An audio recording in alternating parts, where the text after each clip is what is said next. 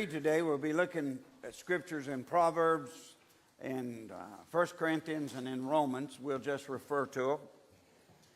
I want to talk to you today about better relationships. That maybe doesn't sound real spiritual, but guess what? It builds us to be better. So the 4-week sermon series that we started a couple weeks ago, we started with better priorities, which God tells us, seek first the kingdom of God, and then all these other things shall be added unto you. So there's the crux of it. That's what we're achieving today, to try to be more like Christ. And the only way to do that is to seek Him first. Right. He said the greatest 2 commandments were that we love God with all of our heart, soul, mind, and body, and love our neighbor as ourselves. So that begins the starting points of our series. Next week, I'll be preaching on better choices. That's the one you need to hear. Maybe that's the one I need to hear. Our relationships that we have with others are a great indicator of the trajectory of our lives. In other words, how are they pushing us? How are we pulling them? How is it affecting our life? The people that we spend the most time with have an incredible influence on our lives as to who we become, better or not better. The people that help us to become better, we need to understand we need to make better choices, and it's really up to us concerning to whom that we spend our time with. Now, I want you to think about that for a second, because I'm convinced that our greatest opportunity for spiritual growth doesn't happen when we're by ourselves or alone, but when we're in relationship with another person, other people, a community. That's how we grow a connection with God that makes us better. So the whole point of this series, and I've chosen 4 areas, is that I want to be better. Now, am I reaching that point? Do I need to reach that point? I'll tell you, yeah. And how do I get to that point? I don't know about you, but I want to be a better Christian. I want to be a better follower of Christ. I want to do a better job at doing these things. So that you just don't sit around and say, okay, God, here I am, make me better. But you got to put into it. Serve the Lord. Seek God first. Turn into Him. And then secondly, choose who influences our life the most. That's important. I believe that as we started the series last week called Better, I'm convinced that living a better life with Jesus, that's the best way to live life. It's the best way when we submit ourselves to Him, our lives become better. People ask me all the time, how do I get better? How do I do things in a better way? Submit your life to Christ. Seek first the kingdom and then all these other things. So we looked at the impact that God has on our lives when we begin the new year with a better priority. Putting God first, putting other things, family second, job third.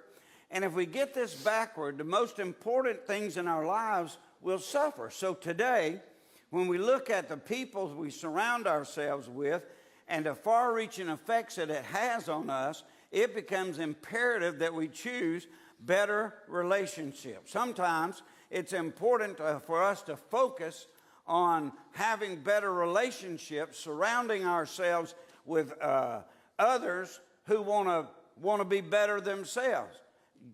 My daddy used to say, if you hang around dumbheads, you'll be a dumbhead. I don't want to be a dumbhead.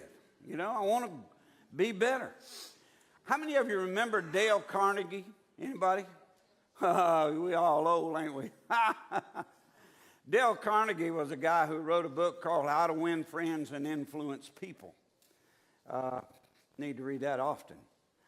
And he gives some kind of basic, effective advice for being or developing meaningful relationships.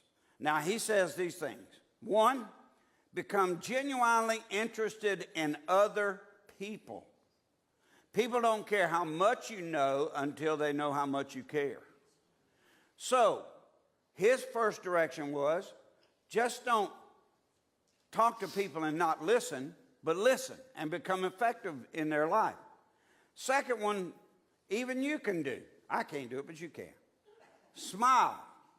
If you want to draw other people to you, light up your face with a smile. People like a smile. I'm not a good smiler. But hey, that's my mama's fault. Thirdly, and this is the hard one for me, remember names. A person's name, he says, is the sweetest, most important sound to that person. And I notice that people do like for you to call them by name. Oh, yeah. I mean, it's not fun to go, hey, what's your name? Or do the church one. Hey, brother. Hey, sister. That means I don't know your name. I would like to know it, but I don't know it. And I work on that all the time. But I have to tell you, what's your name? Mike. I have to tell you, it's a hard thing to do. Hard for me to remember names. I don't know about you, but it is for me. And yet, it's one of the most effective ways of developing a relationship. Fifthly, talk in terms of other person's interest. In other words, treat, he says, others the way that you want to be treated. I think Jesus had something to say about that. Do unto others, you'd have them do unto you. So, I looked at these things because they made me think. And of the 5 that he mentions, which one of them directly affects you? Which one do you think you have the most trouble with? Maybe you need to work on that end or that area. I don't know. The truth is that you and I were created for relationships. We were not created to be alone. I have people tell me a lot of times, well, I don't have to have people. I can live by myself. Well, you can. But I think you're better with connections. I think you're better with community. And the reason is when God created man, he created man and said, it's good for you to be by yourself. No, that's not what he said. He said it's not good for you to dwell alone. And so for that reason, he created a woman. And they become a community. They become fellowship, friends. And so he's saying to us, it's not good for you to dwell alone. It's not good for you not to have community. I love the fact that our church name reflects what I feel like we are, Maranatha Family Church. I want us to act like family, be like family, talk like family. Well, maybe not some of your families, but I didn't say that. I'm just kidding. The problem is that we don't always choose the right people to surround ourselves with. We need to do a better job. We need to do better.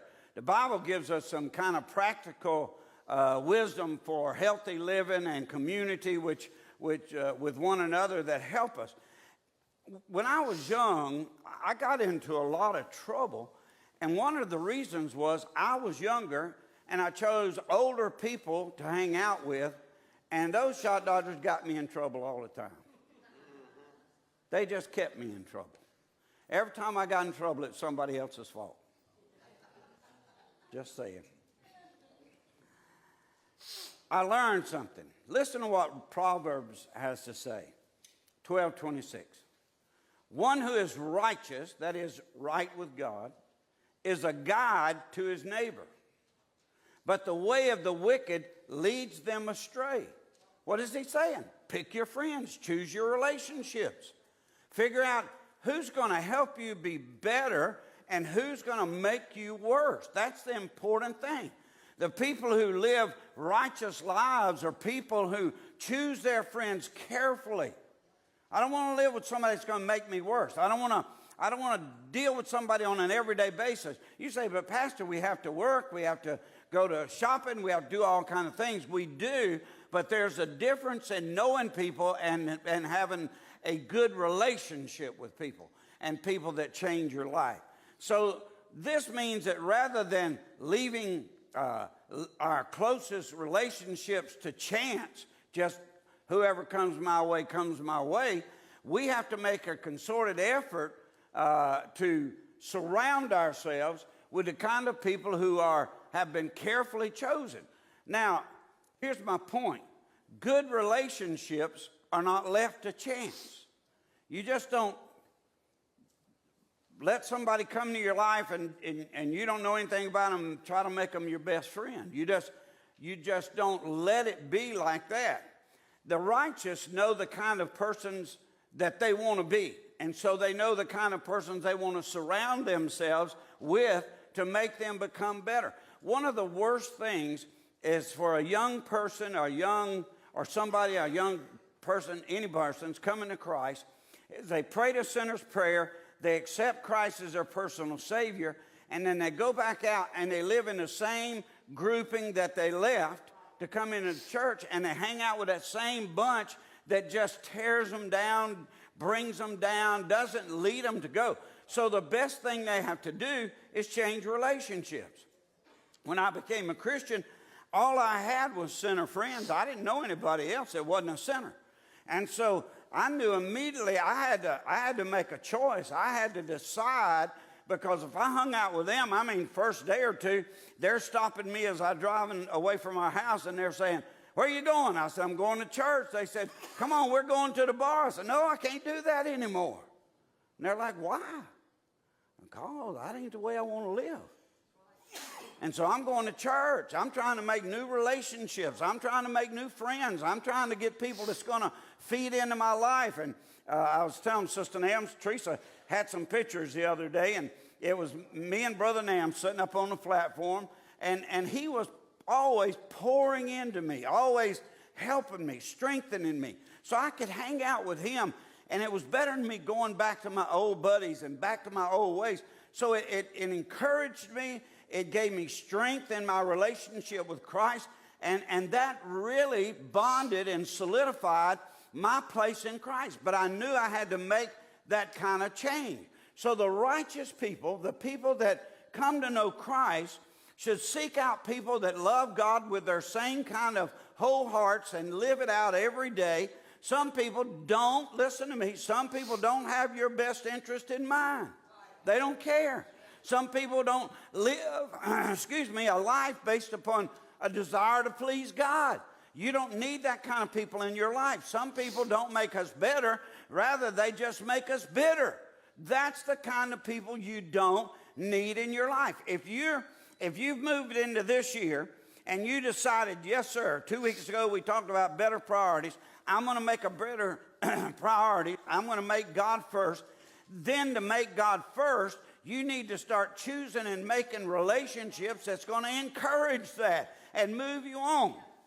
Now, the difference between positive relationships and negative ones can be compared to the difference between graffiti and an art gallery. That sounds funny. Graffiti, have you ever seen it? It looks haphazard to me. I don't understand graffiti.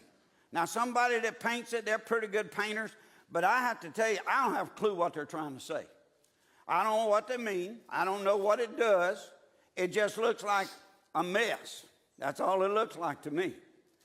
It's unpredictable. But if you go into an art gallery is different. Graffiti is chaotic, but on the other hand, an art gallery has a curator, so it's curated. What that means is it's put in place. Every picture means something about the next picture. It kind of is in groupings if you ever go through an art gallery. It's based on the painter, what he's trying to say, this kind of thing.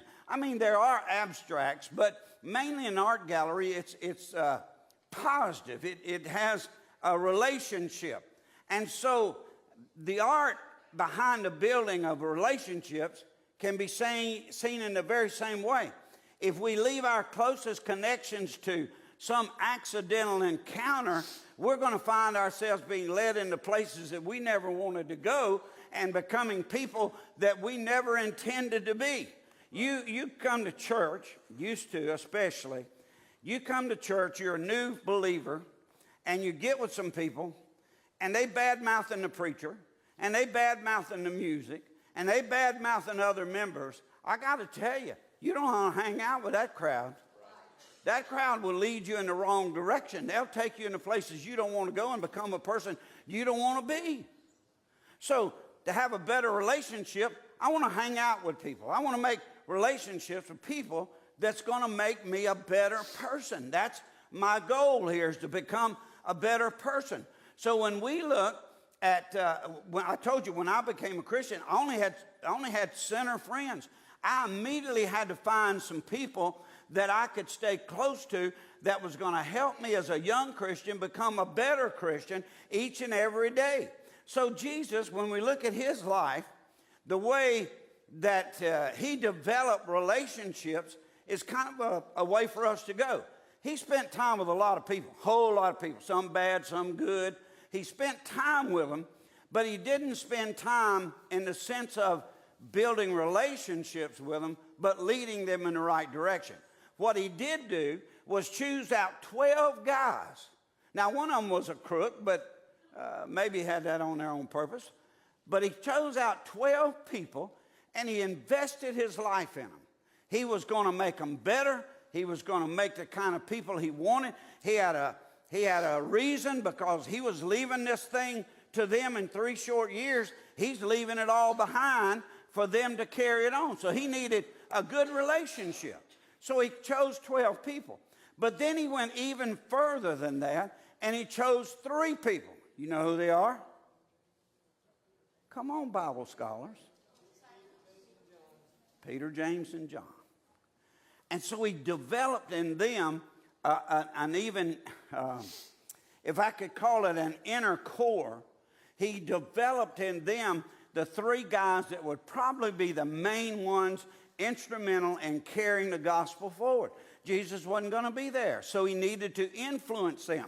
They became friends. So what he's teaching us is be interested in those persons who can make you better. Not who can do something for you, not who might be your friend, might help you talk about somebody else. Make friends and relationships. Don't leave them to chance. Don't just leave them to happen. Develop them. So here's what happened. You have to look for godly attributes. What does that mean? The only way that we can avoid relationships by chance is to develop friendships by choice. And that's looking for characteristics in others that look like Jesus and encourage ourselves to be like Jesus. So if I'm looking for somebody, they don't have to agree with me on everything, but if they're driving me to be a better Christian, if they're pushing me to have better relationships with Christ, that's the kind of people I need to build community with. Church, community is everything. No church that doesn't develop community within its walls is not going to exist for very long. That's right. It'll boil down to a few people running the show, and they never grow. So we need to build community. How do you do that? Learn the people. Learn the people sitting inside of you. Learn the people in the church. Take time to get to know them. Take time to talk with them. I mean, we have people that rush right out the door, won't even speak to you. Right on out the door. I guess that's okay, but you need fellowship. We were created to have fellowship and community, and that's what he's done. So when you meet these people, or anybody, learn their name, learn what they're interested in, learn something about them, and then look for the attributes that are godly that'll push you in your own life. The Apostle Paul writes about this to the early church in Corinth. Now, it's an old verse that we know fairly well, but I believe he wants us to surround ourselves with people who have these kind of attributes. Let me read them to you out of 1 Corinthians 13. Love is patient. Somebody asked me, said, do you ever preach on patience? I said, absolutely not. Why preach on something you know nothing about? If I do preach, I say, Lord, give me a sermon. Hurry up right now. I'm patient. He said, love is patient and kind. Love does not envy or boast. It is not arrogant or rude. It does not insist on its own way. It is not irritable or resentful. It does not rejoice at wrongdoings, but rejoice with the truth. Love bears all things, believes all things, hopes all things, and endures all things. That's good for relationships, for marriages, for friendships, whatever. So Paul, in that verse, is outlining what a true relationship, what they're built on, what you do with them. So the love of God is the most imperative one. If that person doesn't love God, you can be friends, but you don't want to build community with them. You don't want to build a relationship, because if they don't love God, they're not going to push you to be godly. That's not to say you still love them, you still treat them good, you hope you make an impression on them, but you don't let that become your community. So what does it look like in our lives? How does this work? As I read through all of these simple but profound characteristics, I can't help but think to myself that those are the kinds of relationships that I want in my life. I like it when people are pushing me. I like it when people are living a life that tells me they're close to Christ, because they're more apt to be with me when I need them. They're more out to love me. They're more out to understand me. And so I want to connect with people who are patient and kind. I want to connect with people and trust people that are not self-seeking or proud. I want to have friendships that always protect one another and preserve even though difficult times come.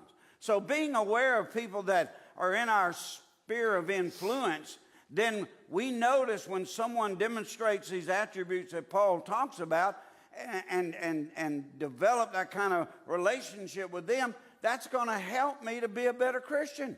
Now, if that's what we're trying to do, have better priorities, then better relationships are going to make us better. I want to be better. I'm determined to be better. That's all I want.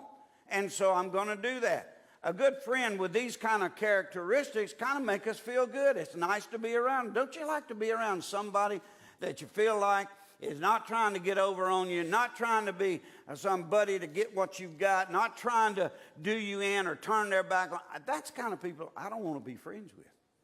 But I want people that have better relationships. So some of the greatest friendships I've ever had have been with Christian people. I've had friendships with others, but they'll get you. You've often heard me talk about, and I've not hid, that there was about 10 years that I went through a tough time. I was angry at God, angry at people, kind of didn't want anything to do with anybody. And so I went and found a job. I was trying to get out of the ministry, and I was too chicken just to walk away. I wanted to just disappear. So I went and got a job. I went to the only thing I really kind of knew, and that was motorcycles. So I went to an independent motorcycle shop. Well, I'll tell you what's true. That's a rough crowd. And I worked for this guy, and one day somebody was coming. He said, "Tell him I'm not here." And I thought real quick, and I said, "No, I ain't going to do that." He said, "Just tell him I'm not here." I said, "You run out that end door, get out of this building, I'll tell him you're not in this building." He's like, you just tell him a little lie. I said, "No, I'm not going to do it." But even then, I felt myself caving. The language was bad. The people were bad. And I was slipping slowly into that direction. I went to work in a Harley shop. It was even worse. Even the women talked dirty. They said more cuss words than I said when I was a heathen sinner. They used words I wouldn't use in front of a woman. And I felt myself slipping. So finally one day I knew that was the end. I couldn't be in that environment and maintain a Christian spirit. And so I had to choose community. Community are those people that drive me to be better and are there for me when I need them the most. How many of you remember Jackie Robinson? Jackie Robinson played second base for, maybe it was called the Brooklyn Dodgers back then, or maybe it was the Yankees, I can't remember. But he was the first black man to play in National Baseball League. And, you know, in a time when that was kind of a difficult situation. He was out playing second base, and he made an error. And when he did, the people just started hollering and cussing and jeering at him and just carrying. I mean, he already felt bad. He made an error. But they were just tearing him apart. And he said he stood on second base, or by second base, and he said, I felt like the whole world was against me. He felt like, I don't know if I can make this happen, if it's going to work for me. Only black man in all of National League Baseball.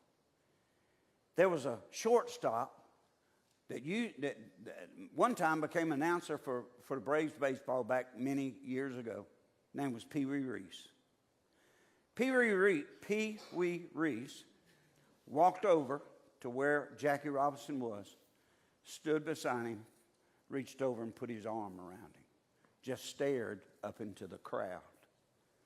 All of a sudden, the jeers started stopping, cuss words started stopping, all of the harsh language and screaming settled down till there was a hush over all the stadium. Jackie Robinson said that was probably the most beneficial, beautiful time in his whole life.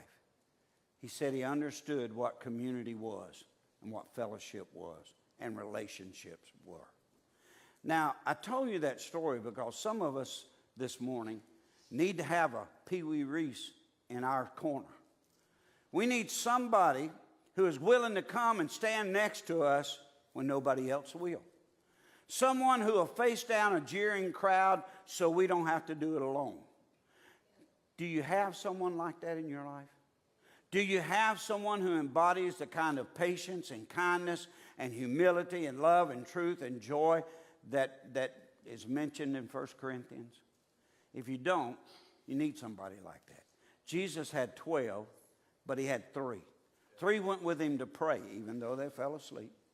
3 went with him everywhere just about he went. Those 3 were the ones to help him, to strengthen him.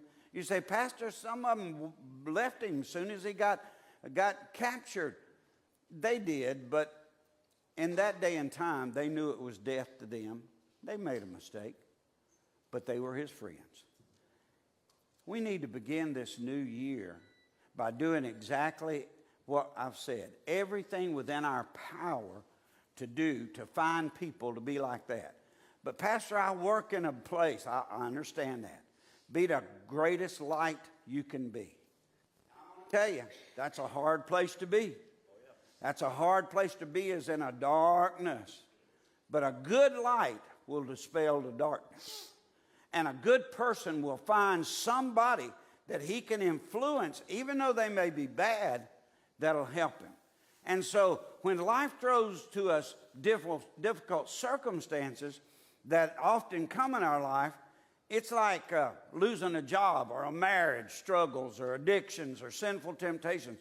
You don't have to go it alone if you have community, if you have somebody with you, somebody that you poured your life into and they have responded that way. You say, is it important? Sometimes it's the difference between winning or losing. Sometimes it's the difference between making it and not making it, is having somebody that you can count on and when the times are not good. So it's important for us to be on the lookout for godly friendships. Don't try to make it on your own. You're not the lone cowboy here. Understand that if you don't build community and relationships, you're not probably going to make it. So here's my final little thrust. When I read all of this and wrote all of this and studied all of this, I had one question. What kind of friend am I? So you have to examine your life right now. Whether you're 10 or 20, whether you're 30 or 40, you have to examine your own life. What am I like? I think that's better for us to be able to make it in these relationships.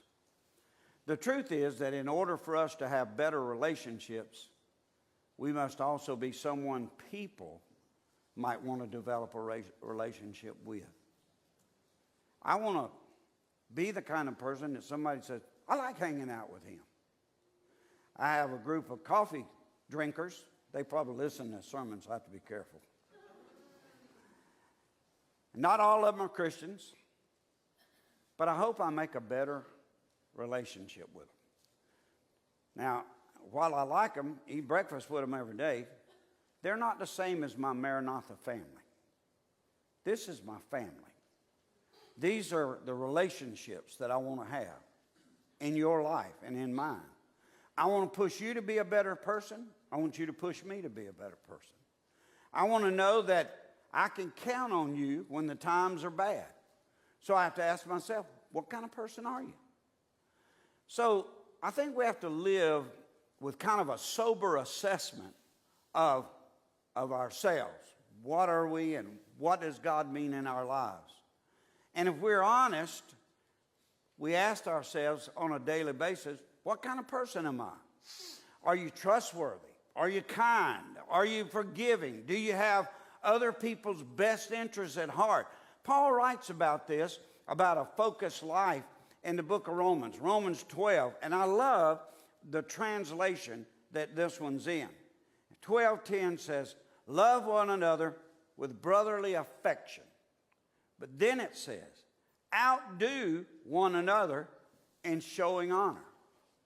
Try to be better than everybody else. Try to, not in that uppity way, but try to be better in our relationship with other people. Treat them in such a way that they know I can trust that person. I know him.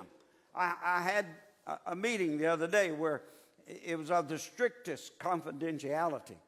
And Donnie called me and he said, was it a good meeting? I said, yeah, but I'm not allowed to talk anything about it. He said, I understand. I appreciate your confidentiality. And I've not mentioned it to a soul. You need people that's in your community that can be like that to you. Oh, yeah. If you're to be honest, what kind of person are you? Can somebody trust you? Paul is doing here, what he's doing is giving instructions for individuals to live meaningful relationships with other people. Well, I don't care what other people think. I don't want to be your friend. I like you, but I don't want to be your friend. I want people not that expect to cater to our every needs or desires. I don't want somebody like that. This word for love that Paul uses is the same word of Philadelphia. Everybody know what Philadelphia means? The city of brotherly love. He wants us to have that kind of love. So he's inviting us to love others as brothers and sisters. Community. That's what our church ought always to be. Never backbiting, never fighting, never talking about anybody. Understanding that we're a community of believers. We come here to be encouraged, not discouraged. I've had people tell me, I went to church at another church. I went to church and I left feeling worse than I did when I came. That's not good. That's not good. You want to go to church and find community and fellowship and growth, people pushing you to be better, people living better lives. You expect here not to get knifed in the back. You expect here somebody to love you and treat you a good way, to be there and be your friend when you need help. You expect that at church. And it's not good when you find it otherwise. So there's a deep connection that's made as part of the family of God. Somebody said, why do you call it Maranatha Family Church? Because we are. We want to be. And I think that's the crux of that whole passage. So there's no hope of building better relationships that are not somehow one-sided if you don't make sure you choose and pick and make sure that person, I'm not saying become cliquish, but find a person that's going to encourage you. There was a little practical wisdom that was given out, offered by an article in a book called Daily Walk. I think we may have something like that out here, but it was way back in 1993. And while the writing is a bit dated, the very message of it, advice, is not. How to be, here's the title, How to Be miserable. Everybody want to sign up for that? How to be miserable. It says, think about yourself. Talk about yourself. Uses that word yourself a lot. Use I as often as possible. Mirror yourself continually in the opinion of others. It says, listen greedily to what people say about you. Expect to be appreciated. Be suspicious. Be jealous and envious. Be sensitive to slights. Never forgive a criticism. Trust nobody but yourself. Insist on consideration and respect. Demand agreement with your own views of everything. Sounds like politicians. Sulk if people are not grateful to you for the favors that you've shown them. Never forget a service that you've rendered. And shirk your duties as often as you can. And do as little as possible for others. Anybody want to sign up for that? That's how to be miserable. What's it saying? That's all outward. If you live an outward life and all you want is what people can do for you, and you want people to talk about how great you are, and you want people to look and agree with everything you say, that's not connections. That's not community. Community is loving one another. He said, 2 greatest commandments are, love the Lord thy God with all your heart, mind, soul, and body. Love your neighbor as yourself. I can be around people that necessarily are not Christians.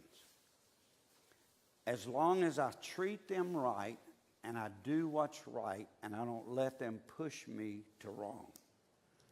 That's not healthy for young Christians. If you're a young Christian, that is, you've just come to know the Lord in the last couple of years, seek you out some good connections with godly people that'll push you towards godliness. Don't let yourself slip back into those relationships that'll tear you down. Jesus is the greatest example for this. He built better relationships with everybody he dealt with. You say, well, that's Jesus.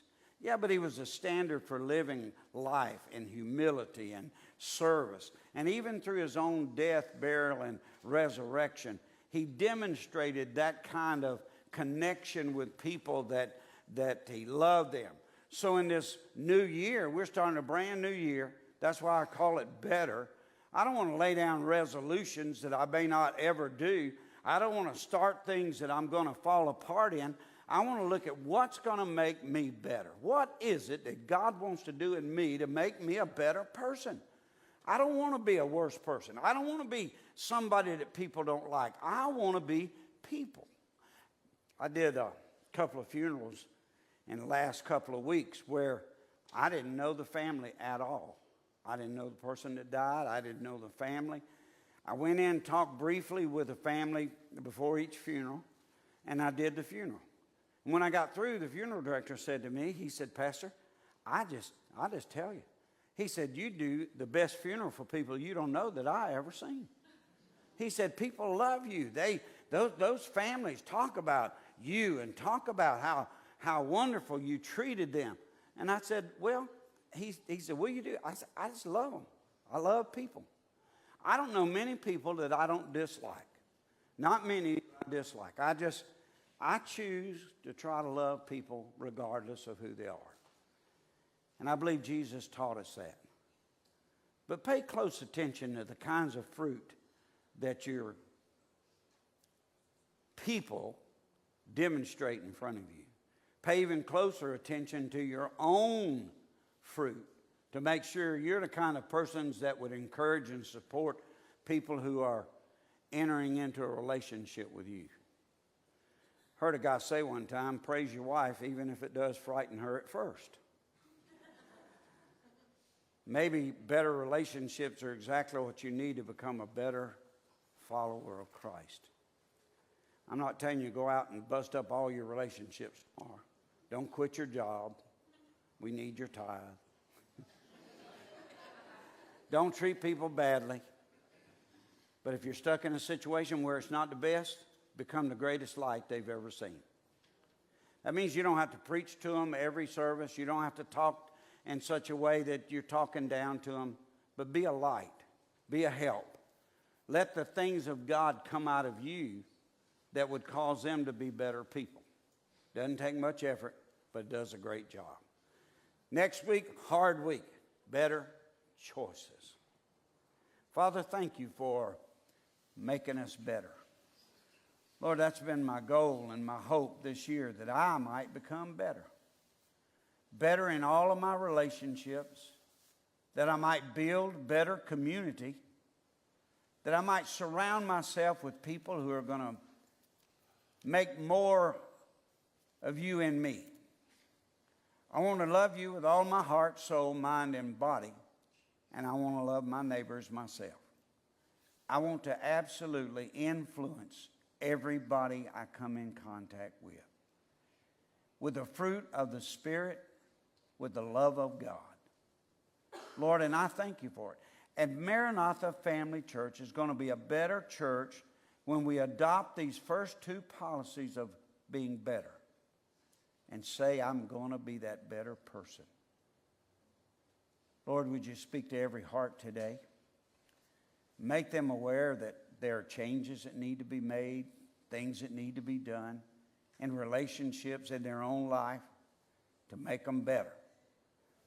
And that a few weeks from now we can make ourselves know that we've made ourselves better by making better choices in relationships. In Jesus' name I pray it.